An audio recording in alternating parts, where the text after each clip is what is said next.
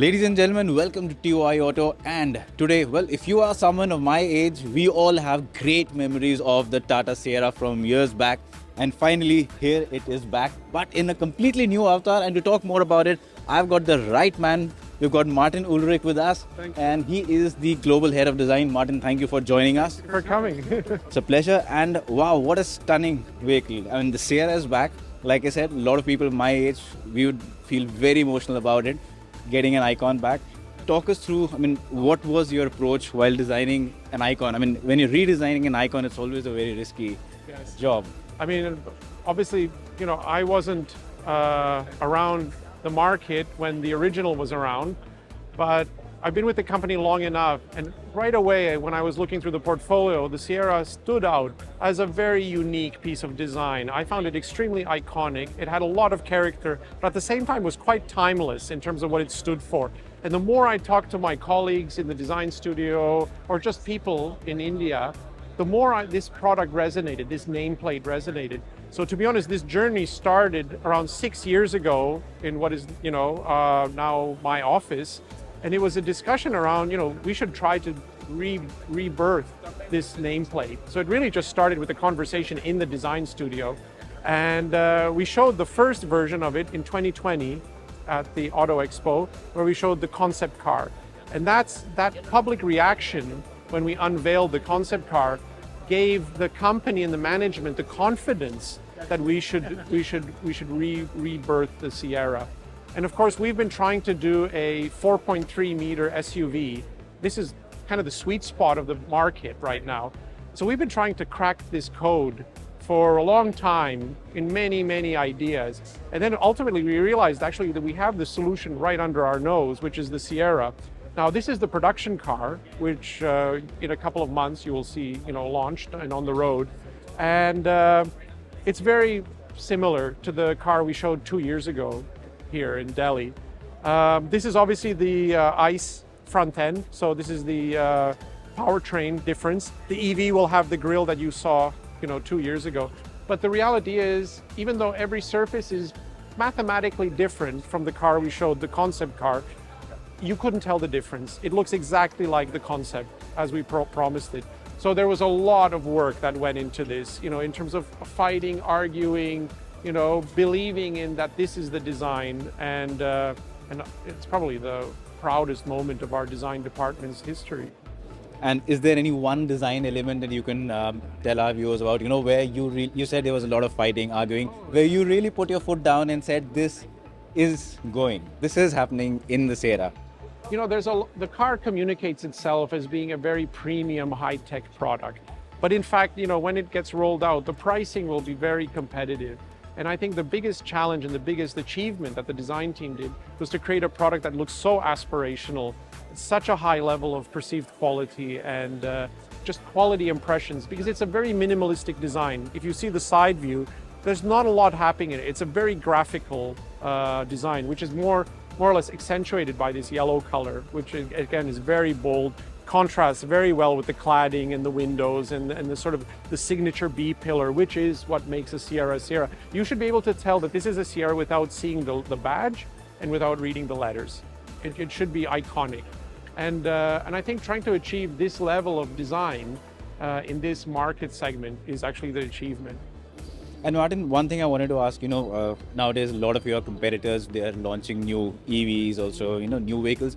Some of them are coming with very, very bold, loud design languages. Yes.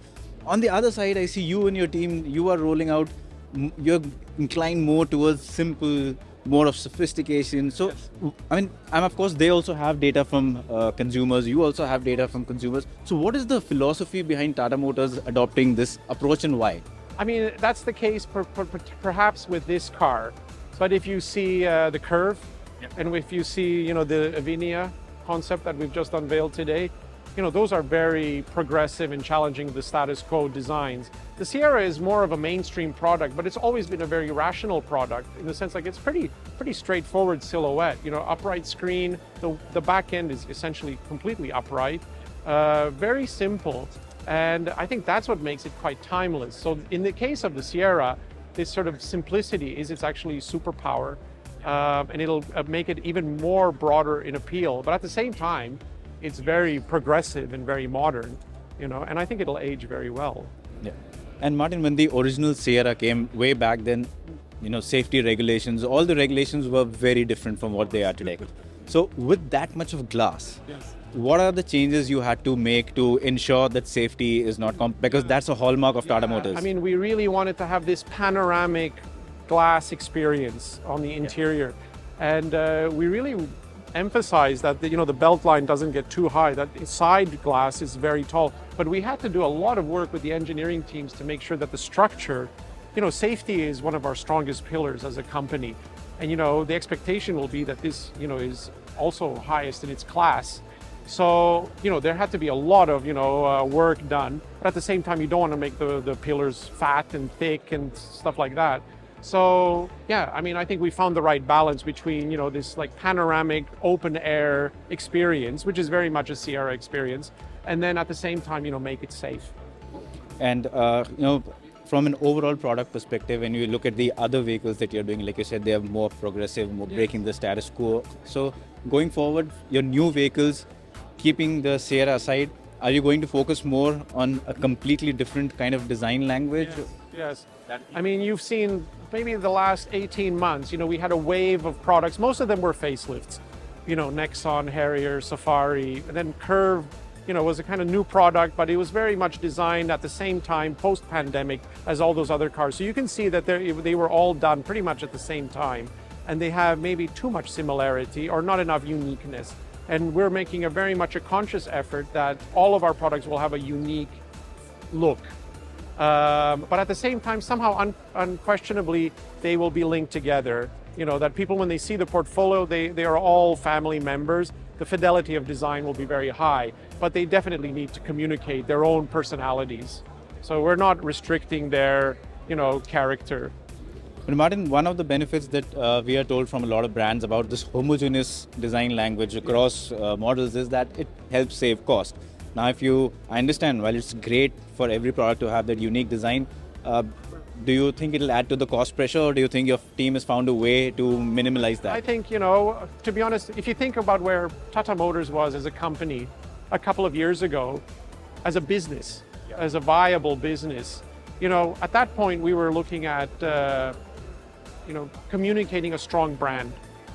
But in the last 3 years, our sales have accelerated.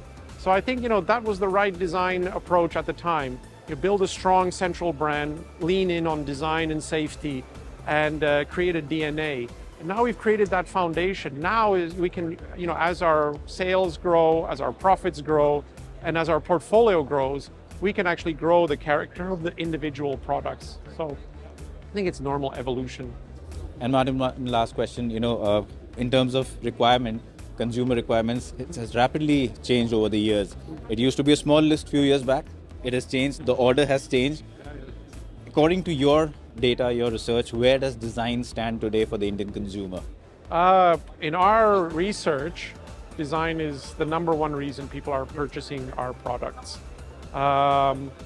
Safety is number two. But to be honest, design tells the story of the brand. And this logo and the name of the company, this has a meaning. Our tagline is about improving the quality of life.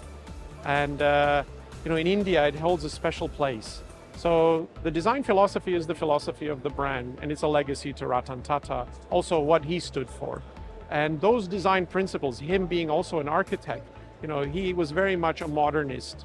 And if you look at the original Sierra, it's about being just the right amount of features and lines. It's about functionality. It's about giving a fulfillment to the customer in terms of aspiration, but also the function, as an SUV. So in many ways, design is one of the reasons why people buy our products. But design is a reflection of the brand and the values that the brand, represents to people across the country. So in many ways, that's the reason I think design resonates so well with our customers, is because they see the DNA of the company in the design. So like Martin said, design continues to be the leading factor that people consider while buying a vehicle, and Martin and his team are ensuring all of them look really good, like the new Sierra. So Martin, thank you for talking to us. It was a pleasure talking to you. Thank you for your thanks time. a